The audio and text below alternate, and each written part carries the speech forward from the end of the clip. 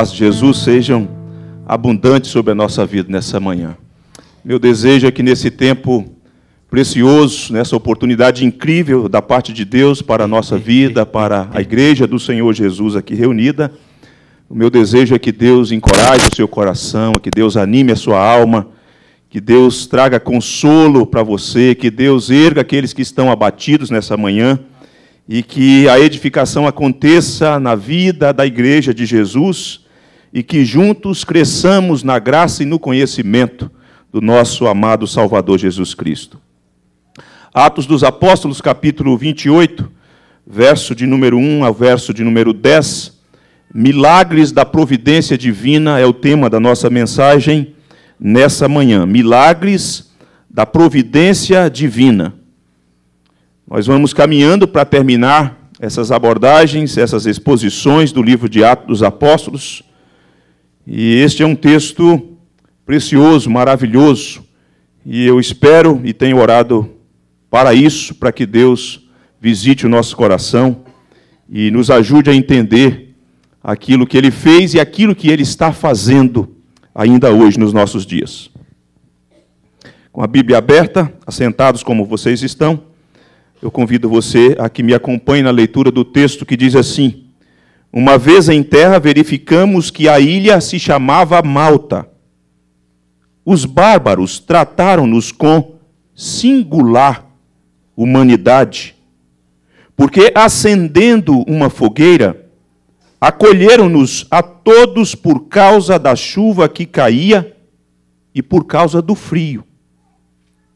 Tendo Paulo ajuntado e atirado à fogueira um feixe de gravetos, uma víbora, fugindo do calor, prendeu-se-lhe a mão. Quando os bárbaros viram a víbora pendente da mão de Paulo, disseram uns aos outros: certamente este homem é assassino, porque, salvo do mar, a justiça não o deixa viver. Porém, ele, sacudindo o réptil no fogo, não sofreu mal nenhum. Mas eles esperavam que ele viesse a inchar ou a cair morto de repente.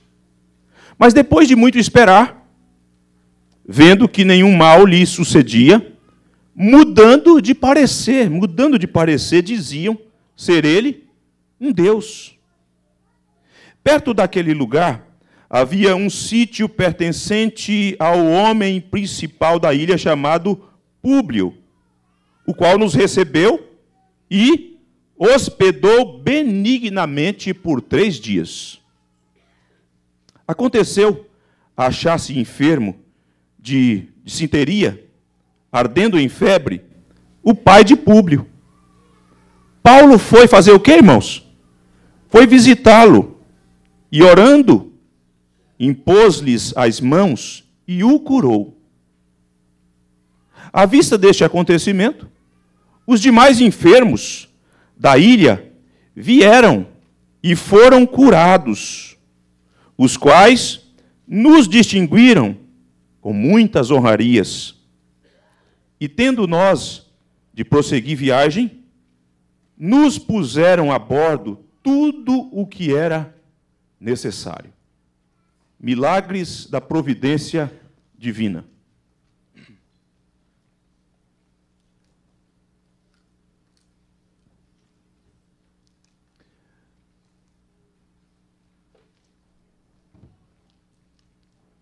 Uma pessoa dedicada ao serviço cristão sofreu um acidente grave. Um acidente que quase a levou à morte.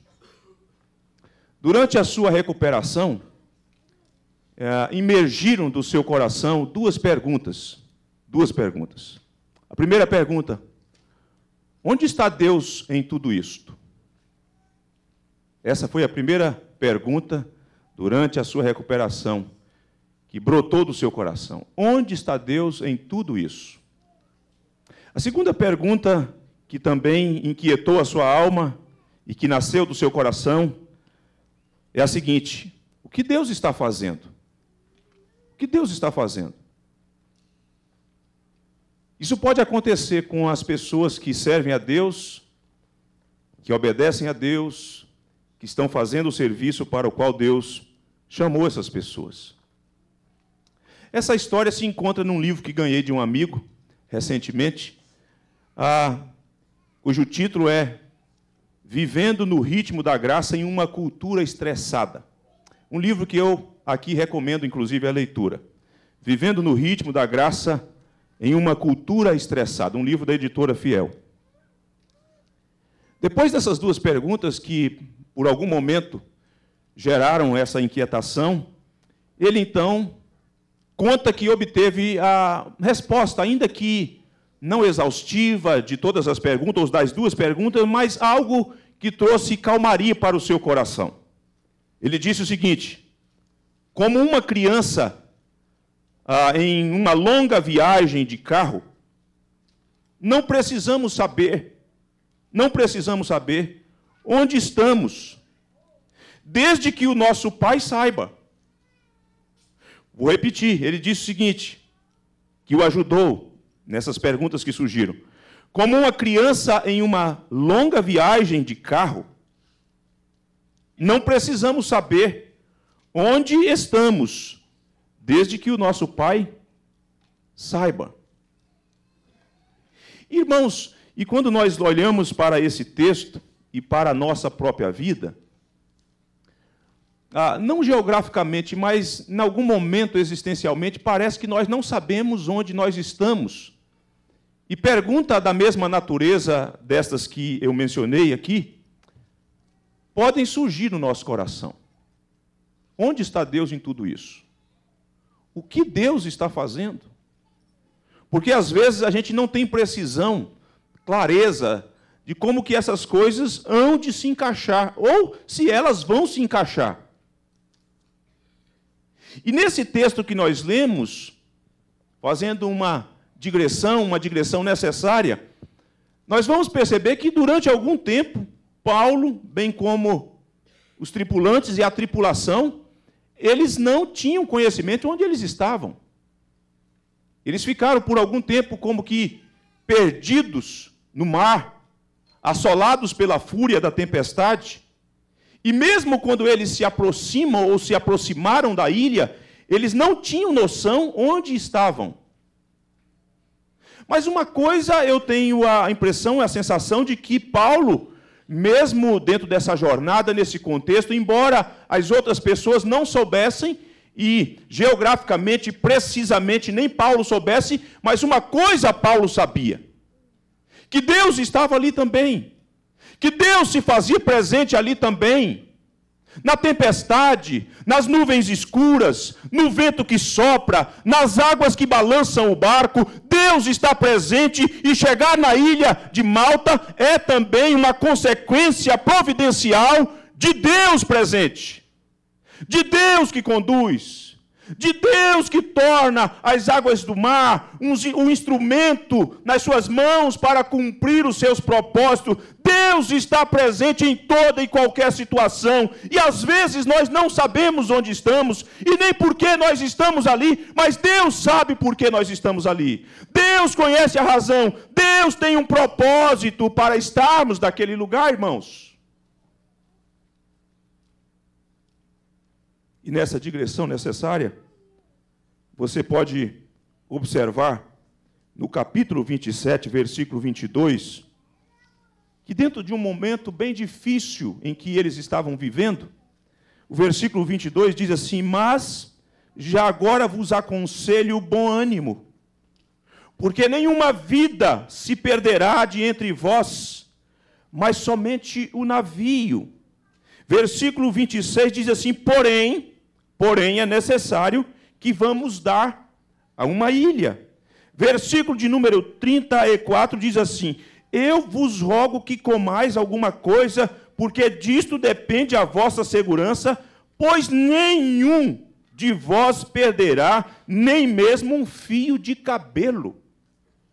Ora, se Deus está preocupado, e se Deus está dizendo por meio da boca do apóstolo que nem um fio de cabelo há de se perder, quanto mais as vidas que são valiosas para Deus. Versículo de número 44, bem que poderíamos ler também o 43, que diz assim: mas o centurião, querendo salvar a Paulo, impediu-os de o fazer e ordenou que os que soubessem nadar fossem os primeiros a lançar-se ao mar e alcançar a terra.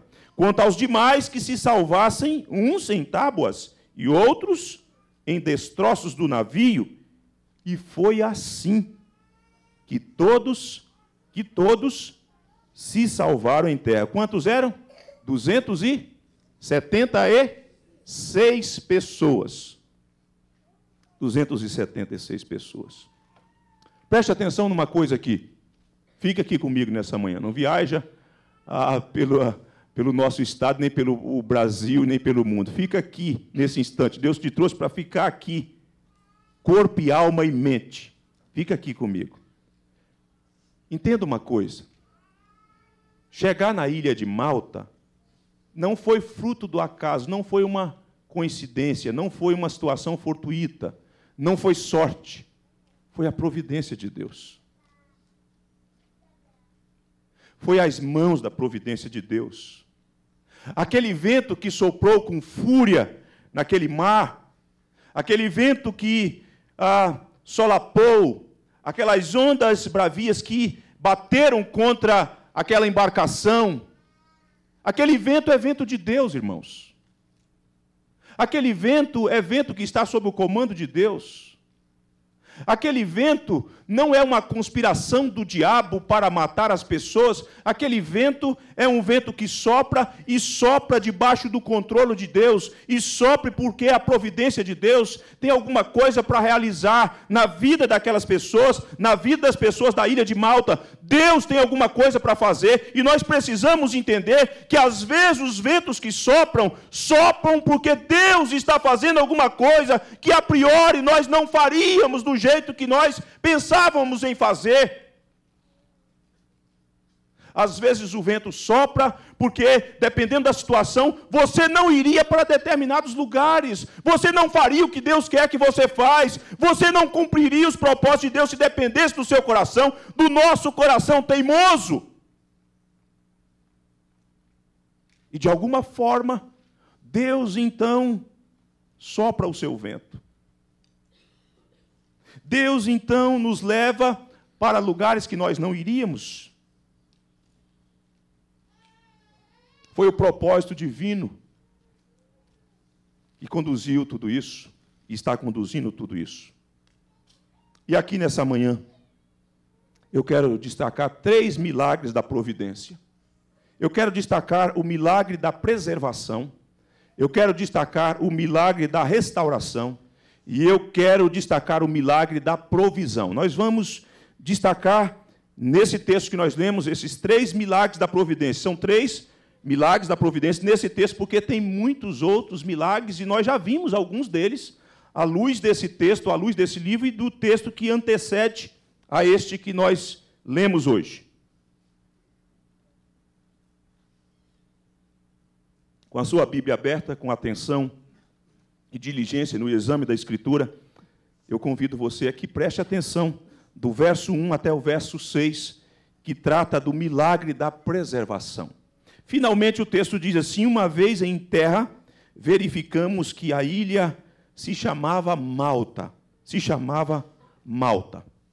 Irmãos, vocês já viram comigo, vocês têm acompanhado, toda a carga foi perdida. Toda a carga foi perdida. Aquela embarcação na qual o apóstolo se encontrava, era um cargueiro levando trigo para Roma, para abastecer a cidade de Roma. Vinha de Alexandria, vinha do Egito, essa carga, e assim procedia anualmente. E toda essa carga, portanto, foi perdida. Chegar na ilha de Malta, entretanto, bem como que foi perdido também a embarcação, porque ela se partiu, ela ruiu, foi a providência de Deus. Chegar ali tem a ver com o milagre de Deus. Tem a ver como este modo, como Deus, mesmo não nos poupando de situações embaraçosas, difíceis, e tantas vezes situações amedrontadoras, É Deus quem está agindo, preservando e conduzindo tudo aquilo. Até esse momento. Porém, quando nós olhamos para esses versos de número 1 ao verso de número 6, o que nós vamos perceber é que o milagre não cessa. Não há uma interrupção do milagre deste modo como Deus escolheu agir para cumprir os seus propósitos e cuidar dos seus.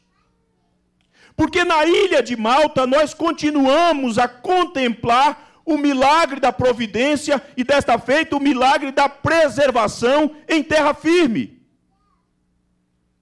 Eles chegam naquele contexto e diz aí Lucas no seu registro, na sua maestria em registrar esses acontecimentos, que estando ali os bárbaros.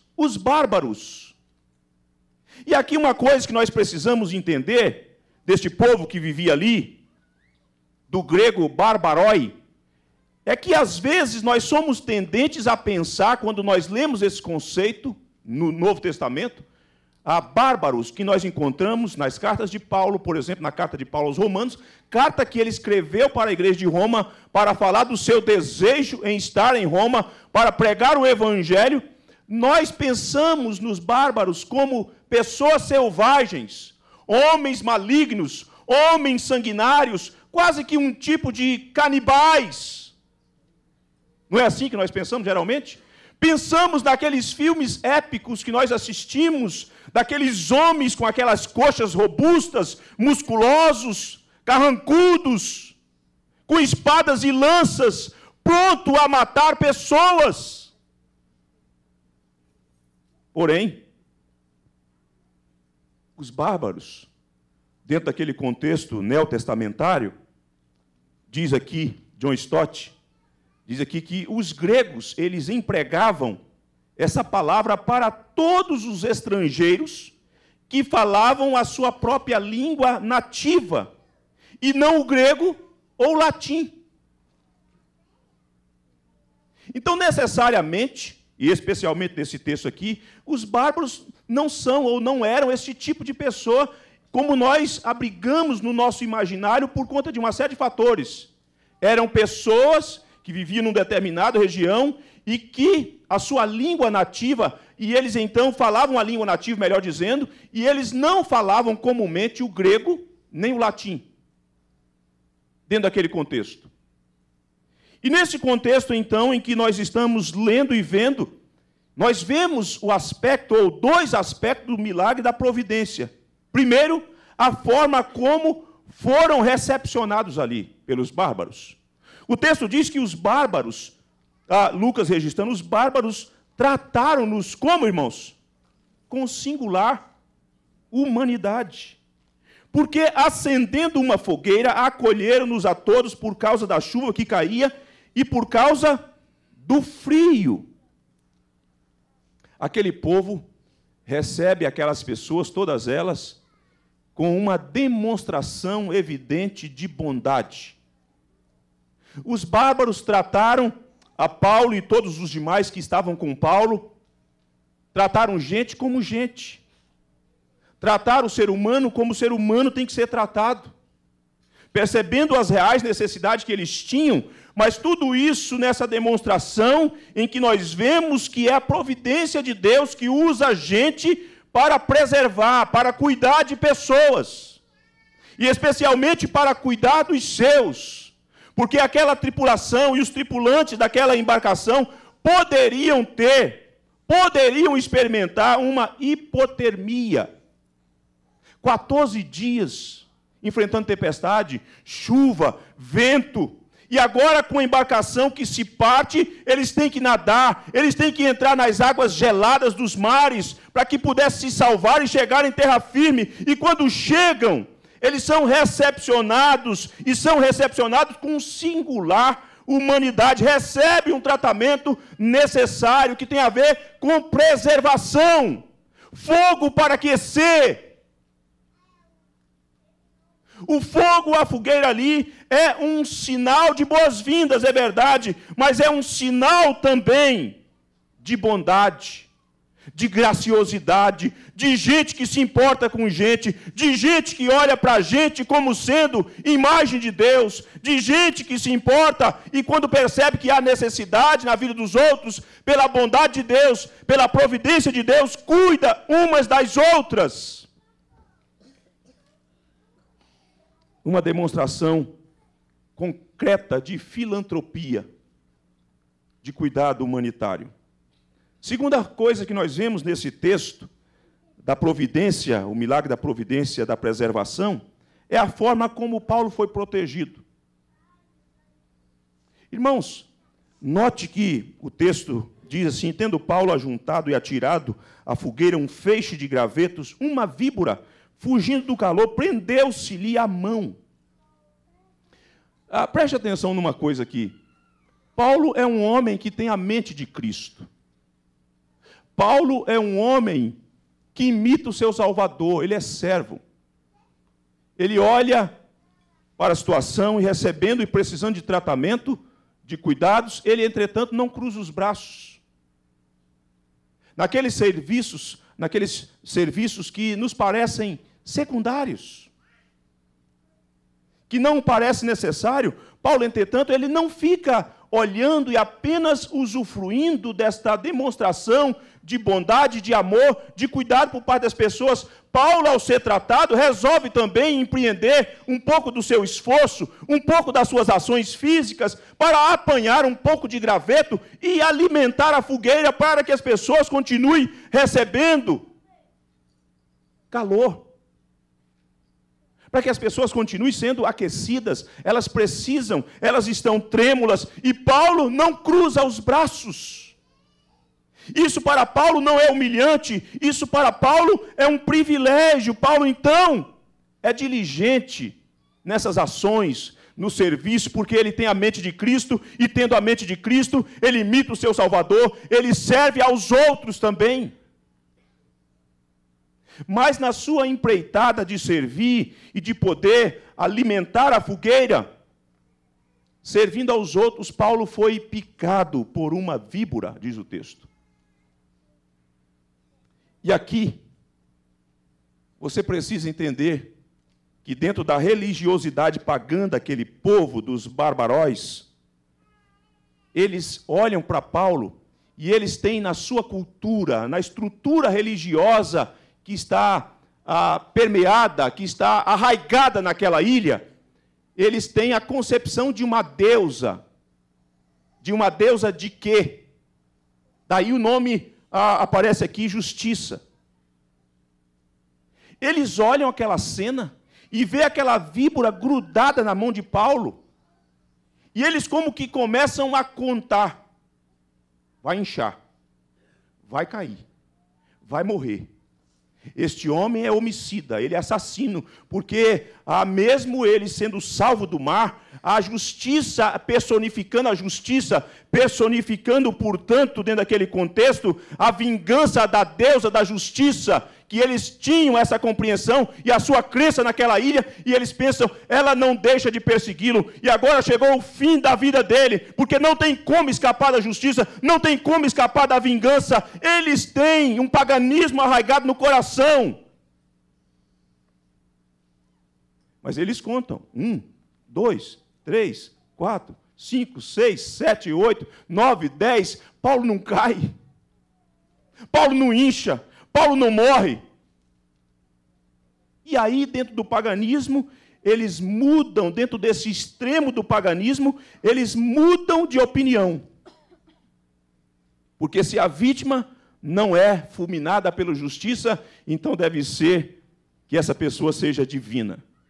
Eles mudam de um extremo para o outro. Diz aí o texto, portanto, que no versículo de número 6, mas eles esperavam que ele viesse a inchar ou a cair morto de repente, mas depois de esperar, vendo que nenhum mal se sucedia, mudando de parecer, diziam ser ele um Deus.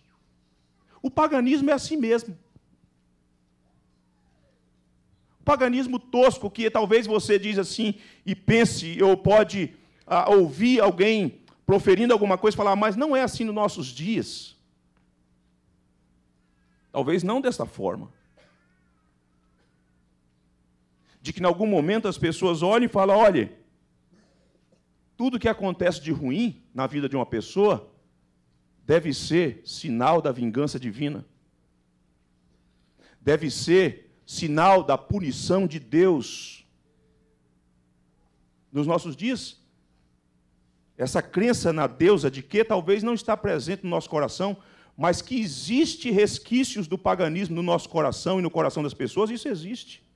Tem gente dentro da igreja que quando acontece alguma tragédia com ela ou na família, ela começa a se martirizar, ela começa a se culpar e começa a pensar, deve ser por algum erro que eu cometi, deve ser algum erro dos meus pais, deve ser erro disso, daquilo outro. Nós devemos ter saído em algum momento da trilha e é por isso que esses males nos vêm ou nos sobrevêm. Irmãos, tem paganismo na sociedade e, lamentavelmente, às vezes tem paganismo dentro da igreja. De gente que se as coisas não acontecem como elas gostariam que acontecesse, se as coisas não se encaixam, se as coisas não funcionam, elas começam a pensar, deve ser a justiça divina, deve ser a punição de Deus, deve ser o castigo de Deus, Deus deve estar me punindo por algum tipo de pecado. Tem gente assim. Tem gente que vive sob o pavor, tem gente que olha pelas coisas, não do prisma da tragédia como elas são. Depois que o pecado entrou no mundo, tantas coisas acontecem, irmãos. Pessoas são picadas por víboras, pessoas ficam doentes, pessoas são atropeladas, pessoas morrem. E às vezes nós somos diligentes em dizer que aquilo deve ser sentença divina. O outro extremo do paganismo também presente hoje na cultura contemporânea, e às vezes dentro da igreja, é se alguma coisa dá certo para o outro, se a pessoa tem êxito, se a pessoa tem sucesso, então aquilo deve ser, essa é a tese, deve ser uma comprovação de que aquela pessoa realmente tem mais fé do que a outra, de que aquela pessoa realmente é mais reta do que a outra, de que aquela pessoa realmente é uma pessoa que obedece à lei de Deus, e a outra não. Isso não está presente? Isso não é visto em alguma medida? Paganismo. Paganismo em Malta. Paganismo na nossa sociedade. Paganismo no meio do povo de Deus. Mas quando nós vemos aqui que se uma pessoa escapou do mar, se uma pessoa foi picada pela víbora e não morreu, nós não precisamos assumir os extremos.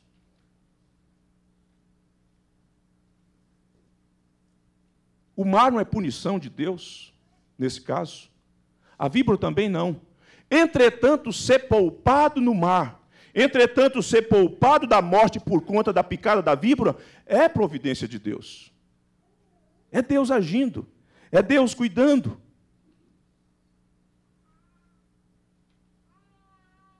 O que nós precisamos entender, e o que nós precisamos assumir enquanto convicção, é remover definitivamente esses traços desse paganismo que às vezes ainda se encontra presente na vida das pessoas que convivem conosco e às vezes até no nosso próprio coração. Aqui o que nós vemos é que a providência de Deus está atuando, preservando, não apenas Paulo, mas também as pessoas que ali estavam com ele. O milagre da preservação, ele pode acontecer tanto do prisma extraordinário, mas também do prisma ordinário. Às vezes o que precisamos é de cuidado, e Deus nos dá o cuidado por meio da ação do outro, da presença do outro, de uma fogueira que é acesa para aquecer-nos, de um abraço que vem, de alguém que se importa, de alguém que vem para estar ao nosso lado. Isso também é providência. Isso é Deus se encarregando também para agir em o nosso favor e manifestar os seus propósitos em nós. E Paulo está experimentando, e as pessoas estavam experimentando isso, por meio do milagre da preservação.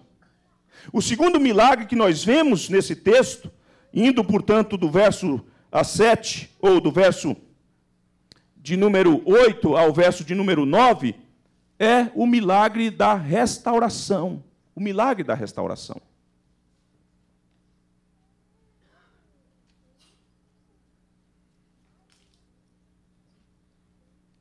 E uma das literaturas que eu pesquisei, conta-se que em 1887 foi identificado que naquela ilha havia uma bactéria proveniente do leite de cabra. Por não haver e por não ter tratamento. Então, era muito comum os moradores daquela ilha enfrentar esse tipo de situação, serem acometidos desse tipo de enfermidade, disenteria e febre. Essa febre, conta-se que ela podia perdurar por 4 meses. Em alguns casos, 2 anos. Dificílimo para a pessoa que estava enferma e também para os seus familiares. E nesse contexto, então, desse quadro de enfermidade na vida do pai, do principal, provavelmente este homem é uma autoridade romana que está ali representando Roma nessa ilha. Este homem que vive ali e que lidera essas pessoas, convida, na verdade, recepciona, na verdade, diz o texto, hospeda benignamente Paulo, Lucas, talvez não todas as pessoas, mas algumas delas, por 3 dias. Por 3 dias. E eu penso que Paulo, assim como o doutor Lucas, estando ali com aquele homem, num convívio em que se conversa, num convívio em que se conhece um ao outro, num convívio em que as histórias são contadas, ele de repente diz para Paulo: olha, meu pai está muito enfermo. Meu pai está com a saúde bastante debilitada, febril já há algum tempo. E talvez ele tenha dito para Paulo: eu temo que meu pai venha morrer desta feita. Talvez já não era um homem novo. E aqui, irmãos, preste atenção nisso. Há 3 coisas que Paulo faz aqui, que nós podemos fazer. Há 3 coisas que Paulo empreende aqui em como ação, e dando atenção, e percebendo e olhando as necessidades das pessoas, que nós podemos fazer. Olhe para o texto do versículo de número 8, que diz assim: aconteceu achar-se enfermo de disenteria, ardendo em febre, o pai de Públio. A primeira coisa que Paulo fez, dentro do conhecimento que ele teve, e que você pode fazer, e que nós podemos fazer, é visitar o enfermo. Paulo já experimentou ali a bondade de Deus. Paulo já experimentou ali o milagre de Deus. Mas Paulo agora, como um homem que era cheio de amor de Deus, e sendo empático com a situação das pessoas e as pessoas, Paulo decide e vai visitar o enfermo. Ô, meus irmãos, como que nós nos tornamos uma sociedade insensível às dores das pessoas? Como que nós nos tornamos um povo insensível, inclusive para com o nosso próprio povo? Quantas vezes chegam até nós informações de que pessoas entre nós estão enfermas, que pessoas entre nós estão enfrentando seus dias maus, que pessoas entre nós estão acamadas, que pessoas entre nós estão enfrentando os dias mais difíceis da vida. E quantas vezes, por conta dos nossos recursos que temos, e eu aqui não estou dizendo que você não deva usar, mas nós somos mais voltados para a tecnologia, para esse aspecto da diligência e da pressa que temos de uma agenda abarrotada de atividades, e não tiramos um tempo para visitar aquele que precisa receber uma visita.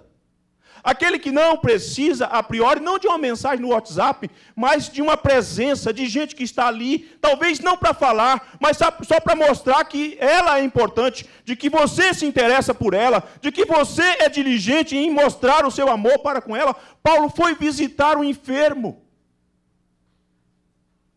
A segunda coisa que ele fez, e que nós podemos fazer, é que indo visitar, Paulo orou pela pessoa.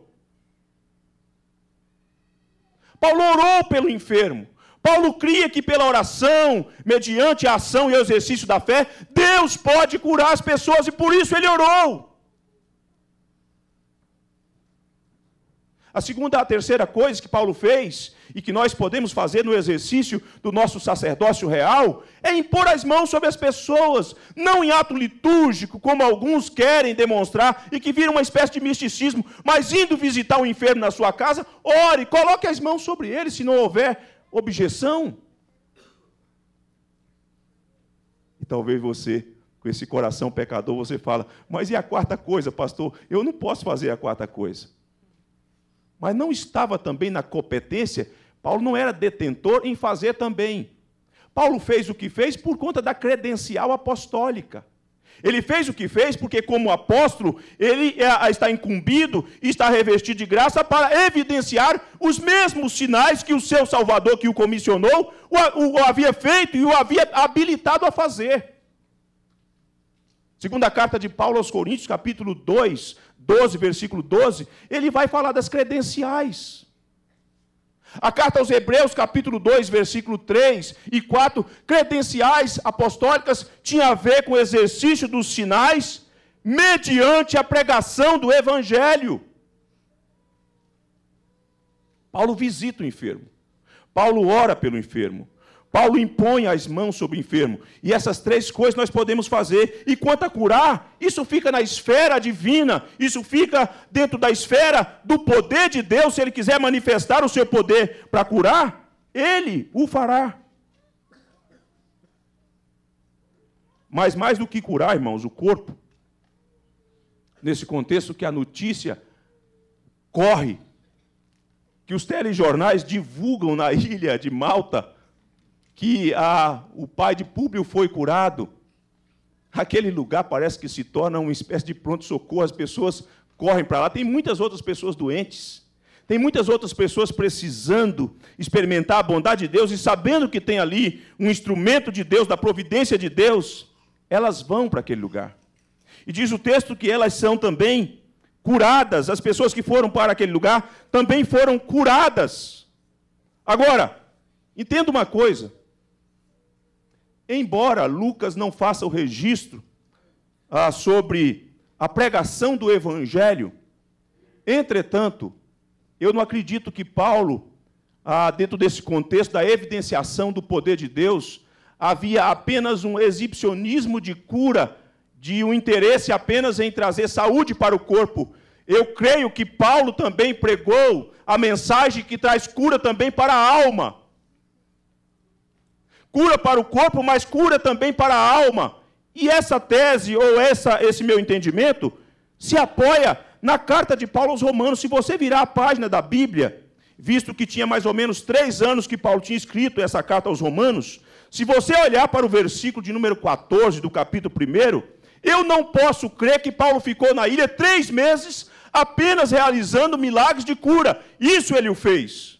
Isso está evidente. Mas igualmente é convicção do meu coração que Paulo ali pregou a mensagem, porque mais do que cura, as pessoas precisam de salvação, mais do que cura do corpo, as pessoas precisam de perdão. E Paulo tinha mensagem de salvação para aquelas pessoas.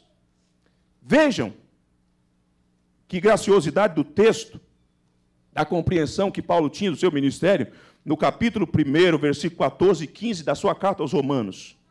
Pois sou devedor, tanto a gregos, como a quem? A bárbaros, tanto a sábios, como a ignorantes.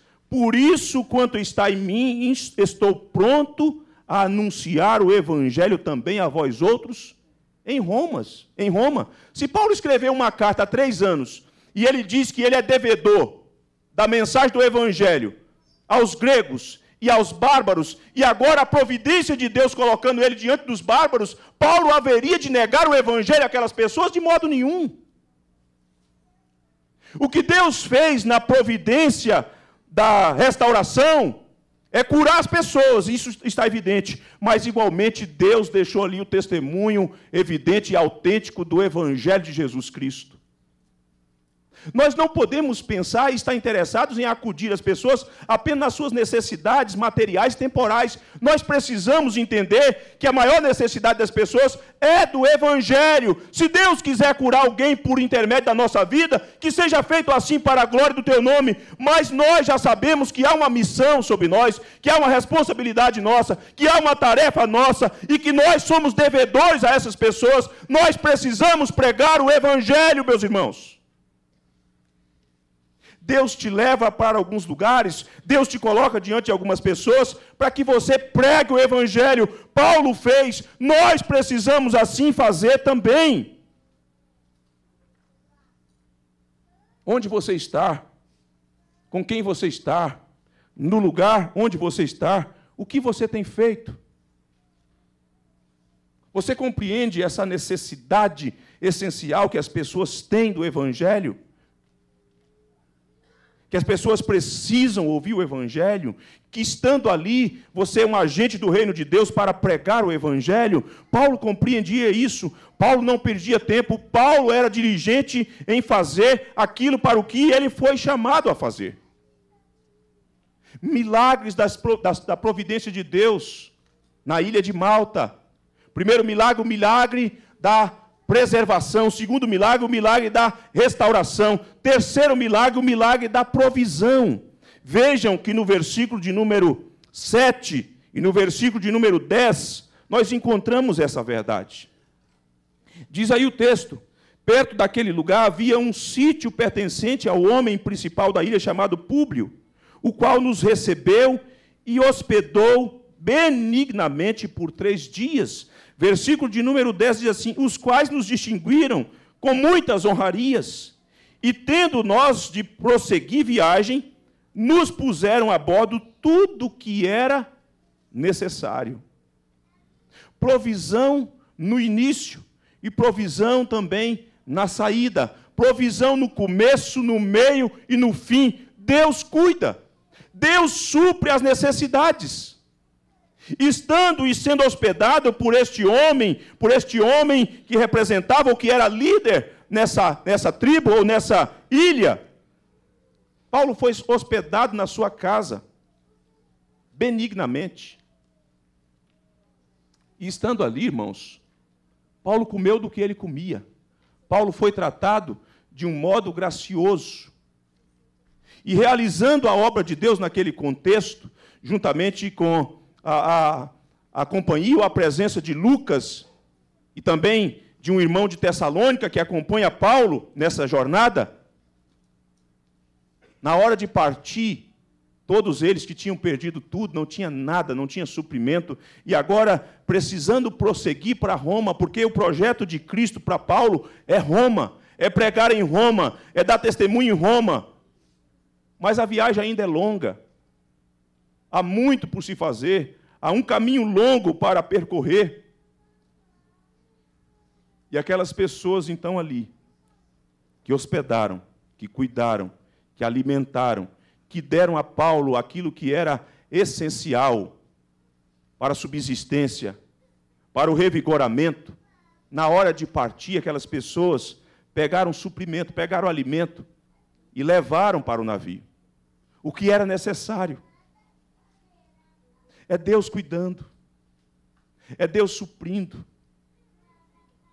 é Deus acudindo, é Deus evidenciando a sua bondade na providência por meio das pessoas que nos cercam, por meio das pessoas que convivem conosco, porque Deus usa também essas pessoas para nos abençoar, para suprir as nossas necessidades. Eles tinham perdido tudo. Eles não tinham nada, mas agora tem que seguir adiante. E tendo que seguir adiante, encontra o favor de Deus por meio dessas pessoas que puseram a bordo tudo que era necessário para que Paulo pudesse chegar a Roma e cumprir o propósito de Deus. Estando no seminário, e eu tinha uma postura que até então eu pensava que era boa, hoje eu não tenho tanta certeza se é boa. mas nas necessidades diárias da vida, a minha esposa estava proibida de dizer às pessoas quais eram as nossas necessidades. E um dia acabou na nossa casa duas coisas que para você talvez, ou para alguns de nós, a gente pensa, mas isso aí... Acabou lá em casa pasta e sabonete. Pasta e sabonete. As outras coisas nós tínhamos. Arroz nós tínhamos, feijão nós tínhamos. Farinha também, porque a gente gosta de farinha. E seminarista precisa comprar bastante farinha, né? É bom, né? Dá uma sensação de saciedade. Acabou pasta e sabonete. E nós não tínhamos realmente dinheiro naquele dia. E nas próximas semanas, provavelmente, também não teríamos. À tardezinha, o capelão do seminário resolveu nos visitar. E Belo Horizonte é uma cidade morrada. E ele veio caminhando e nós o avistamos. E ele com 2 sacolas de supermercado grandes, cheias, uma em uma mão e a outra na outra mão. E quando nós abrimos o portão que ele entrou, ele disse, eu vim visitar vocês e trazer umas coisinhas para vocês. O que tinha nas 2 sacolas, irmãos? Pasta e sabonete. 2 sacolas abarrotadas de pasta e sabonete, nada mais. Não tinha arroz, não tinha feijão, não tinha farinha, não tinha essas outras coisas, porque as outras coisas nós tínhamos, mas a necessidade emergencial daquele momento era de pasta e sabonete. Deus cuida de nós. Às vezes aquilo que parece pequeno demais, isso tem a ver com o cuidado de Deus. Às vezes nós nos tornamos insensíveis e queremos ver o milagre da providência em algo extraordinário, gigantesco, enquanto Deus está suprindo as necessidades diárias do seu povo, e nós somos ingratos às vezes, e não percebemos e não tributamos glórias a Deus pelo seu cuidado diário. Deus estava cuidando de nós, Deus estava cuidando de Paulo e cuidando de todos os outros que estavam com ele.